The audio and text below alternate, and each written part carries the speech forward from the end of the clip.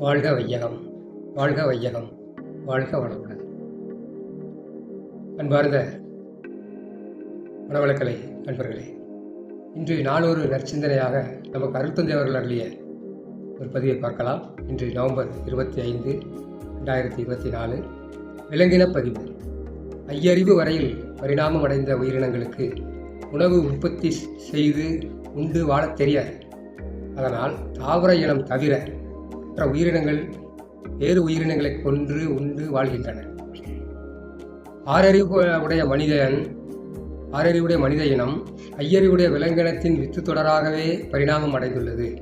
இதனால் மனிதனிடத்தில் ஓர் அறிவு முதல் ஐயறிவு வரையுள்ள எல்லா உயிரினங்களின் தேவை, உணர்வு, செயல்முறைகள், வாழ்க்கை வழி அனைத்தும் மரபு வழிப்பதிவுகளாக ஹெரிடிட்டி கேரக்டர்னு சொல்கிறோம் தொடர்ந்து வந்து கொண்டிருக்கின்றன.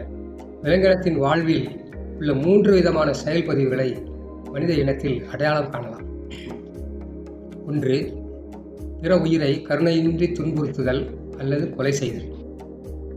2. மற்ற உயிர்களின் உடலை பறித்து உண்ணுதல். 3.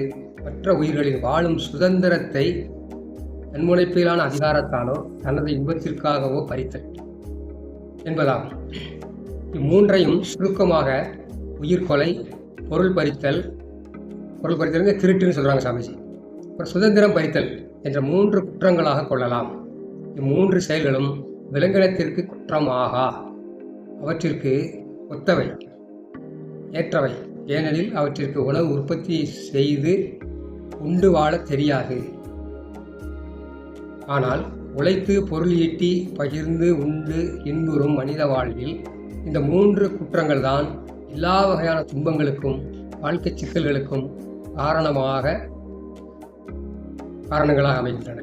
விலங்கின பதிவுகளை நீக்கி சிக்கலின்றி வாழ்வோம். அருள் தந்தை. இப்போ சிந்தனை இன்னும் கொஞ்சம் நம்ம பார்க்கலாம். அதாவது இன்றைக்கி நிறைய குற்றங்களை பார்க்குறோம். மனிதனுக்கு யார் துன்பம் ரொம்ப கொடுக்குறான்னா, வெளியே உள்ள மற்ற உயிரினங்களால் அதிக துன்பங்கள் கிடையாது. மனித இனம் தனக்குத்தானே செய்து கொள்ளக்கூடிய குற்றச் செயல்களே பலருடைய துன்பத்திற்கு காரணமாக அமைகின்றது. அது ஒருத்தருடைய பேராசை, பொறாமை இருந்தால் கூட, அல்ல சினம் இருந்தால் கூட, அது பல பேருடைய வாழ்க்கையில் துன்பத்தை கொடுத்துரும்.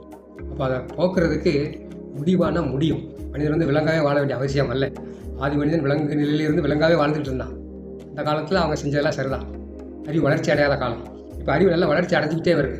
இப்போ சரியான பயிற்சி கொடுத்தோம் அப்படின்னா மனிதனிடம் உள்ள இந்த ஏற்கனவே கருமைய பதிவாக இருக்கு பாருங்க, விலங்கின பதிவுகள், அதை பயிற்சியினால் மாற்றி அமைக்கலாம்ங்கிறது சாமிஜியோட அழுத்தமான நம்பிக்கை.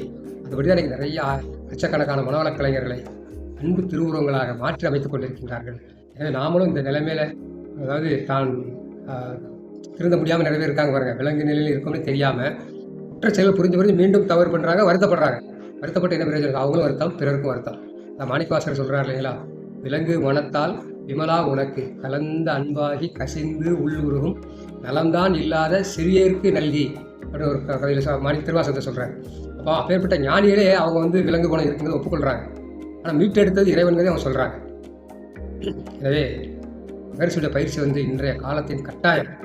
ஏதோ சும்மா வேலையில் வெறுமனையாக முன்னேறுவதற்கு மட்டுமென்று அல்ல, அமைதியான மகிழ்ச்சியான வாழ்க்கை வாழ்வதற்கு சாமிஜியுடைய மனவளக்கலை பயிற்சிகள் மிக மிக அவசியம்.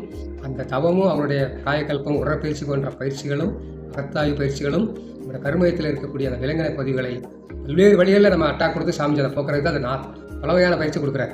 வெறும் மெடிடேஷன் மட்டுமல்ல, மாற்ற முடியும் என்ற நம்பிக்கை அவருக்கு இருந்தது. பல பேர் வாழ்க்கையில் மாற்றி காட்டியிருக்கிறாரு. எனவே நாமும் அருள் தந்தை அவருடைய பயிற்சிகளை நாம் கற்று தெளிந்து கொண்டோம். நமக்கு இந்த குற்றச்செயல் நம்மகிட்ட அதிகம் இருக்காது. ஆனால் சாதாரண மக்கள் இருக்காங்க இல்லைங்களா, அவங்க வாழ்க்கையில் மகிழ்ச்சி வரணுமா இல்லைங்களா, அதுக்கு நாம் இந்த தொண்டை சிறமேற்கொண்டு ஏற்று செய்வோம். இந்த சீரிய முயற்சியை செய்து வரும் அங்கே உள்ள டீம், இந்த குரூப்பில் உள்ள டீமில் உள்ள அனைத்து அருளாளர்களுக்கும், என்ன இதில் எனக்கு வாய்ப்பளித்த பேராசிரியர் தென்குமரி உள்ளிட்ட அனைத்து அருளாளர்களுக்கும் நன்றியை காணிக்கையாக்குகிறேன். எனவே வாழும் நிலை உணர்ந்து கொண்டாற்றி இன்பம் காண்போம். வாழ்க வளமுடன்.